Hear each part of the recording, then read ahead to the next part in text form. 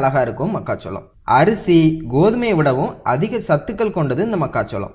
மக்காச்சோளத்தில் பார்த்தீங்கன்னா sodium, potassium, phosphorus, magnesium, புரதம், நார்ச்சத்து, கார்போஹைட்ரேட், கால்சியம் என ஏராளமான சத்துக்கள் இதில் அடங்கியிருக்கு.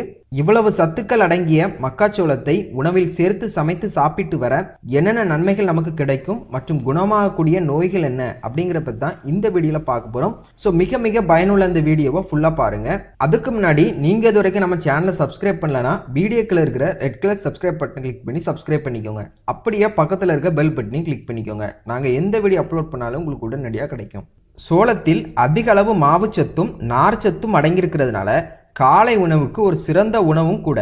காலை உணவுகளில் கடைகளில் விற்கக்கூடிய கார்ன்ஃப்ளெக்ஸை வாங்கி சாப்பிட்றதை தவிர்த்து விட்டு முழு சோளத்தை வாங்கி அப்படியே பாயில் பண்ணியும் சாப்பிடலாம். இல்லை அரைத்து பொடி செய்து சோள தோசை மற்றும் சோள கஞ்சாகவும்